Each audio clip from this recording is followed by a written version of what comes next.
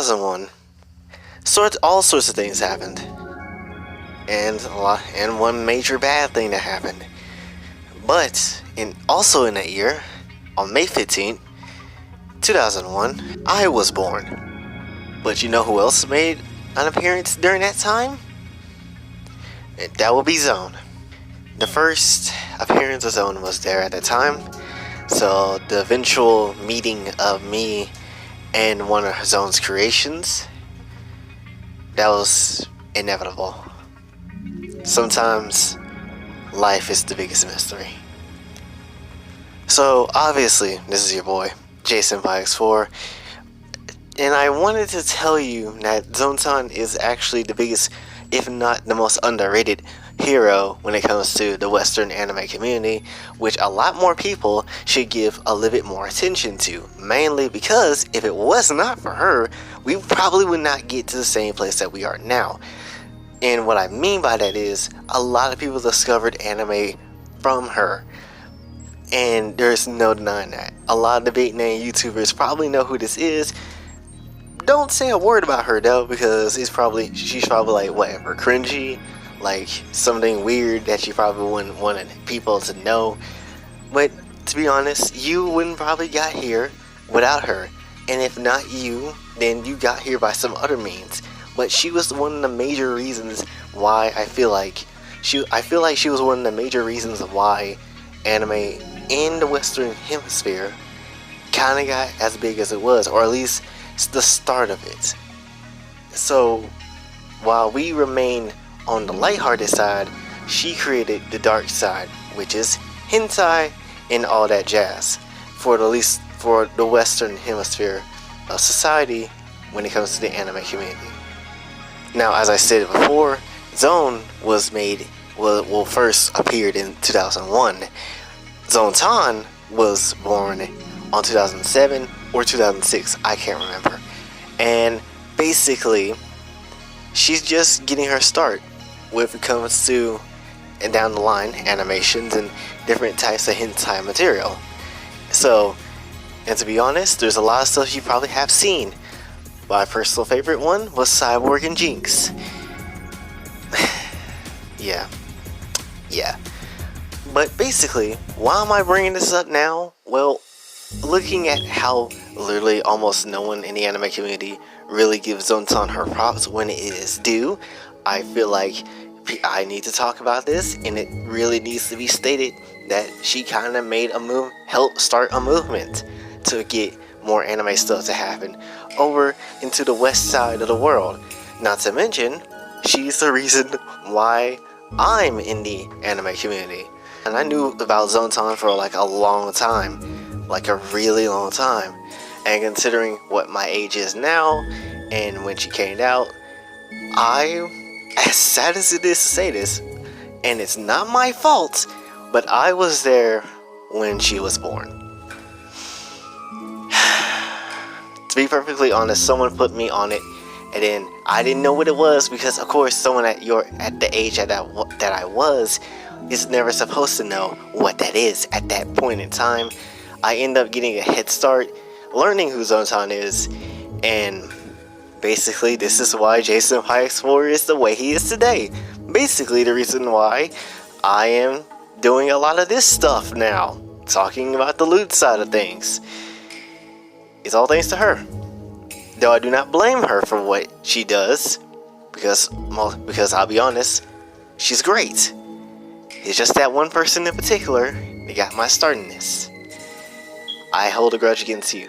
Basically, the journey was not easy. I known all the stuff that she has done over the couple of years, and then later down the line, the whole ZTV thing, I didn't know until like maybe 2015, and then, things took off from there. But, your boy had somewhat of a dark history that should not be repeated in any person's life at all. And again, it's 18 plus content for a reason. The thing that really destroyed me as a child, even though I didn't know what was happening, was the Still in 18 animation. Your innocence is meant to be crushed at some point, right? But as I digress, I feel like Zontan should be a little bit more appreciated than what she currently is. To be honest, we wouldn't have a lot of things, or people wouldn't even accept a lot of things and know a lot of anime in the West society than if it wasn't for her and her parodies. To be honest, Newgrounds was the place. Ever remember that? I've heard of it a long time ago. The main point of this is, what I'm trying to really say is that Zontan is the dark side of anime, of the anime community, right? She's basically Xehanort of the anime community, while we have someone like Oda-chan, who is the light of the anime community. She is the hero. She is the bright hero, even though she parodies what the light side of the anime community is supposed to be.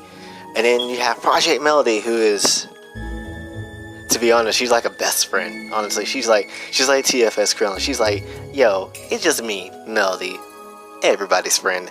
Like, she's that type of person. I feel like she'd be a great person to be chilling with. But yeah, that's the kind of dynamic that we have in the anime community that no one would ever bring up and no one would ever talk about. I don't know why, because it's really important that we get to explain, hey, Zontan actually made content that was rather important. Why don't we ever just give her the props that she needs? Mainly because she's the reason why a lot of people got into anime. And to be frank, no one wants to admit that, and I don't understand why. Yet, or if they do admit it, no one will take it seriously. And then there's people, because there's still, as weird as it is, a lot of people don't know who Zontan is. I'm perfectly fine with what Zontan is and what Zone has made. And to be honest, when Zone had noticed me the first time back 4 months ago, I was surprised because I didn't think I would ever get to find the person who made me what I am today, quite literally. So when Zontan actually noticed me on Twitter, it hit hard for me. Not only was because, I get to talk to the person that kind of started this anime thing for the West Society and even helped cartoons to get up on some kind of pedestal, but it also helped me with, the thing with my past. Now, obviously, when Zontan had talked to me on Twitter, which you could just watch that video to find out why, all the context of that, it was something surreal to me. Now, obviously, I know Zontan is not a real person. No one in the 2D version in the 2D universe is, but that hit hard for me. It felt like I was walking past her on the sidewalk, and we had the smallest conversation, or we were just sitting down at a coffee table, just talking about the smallest thing. That's how it felt for me. And to be honest, it was great. It was an eye-opening experience, and I really enjoyed it. To be honest, I like Zontan. I really do. I hope she has many great years in the future, to be 100% honest. And hopefully the 3 purple-haired waifus of the internet can keep order for a little bit longer. But yeah, she is this unsung hero that no one really gets praised to, that no one really prays up to. Yet I feel like sometimes people don't want to really give her props when it is due.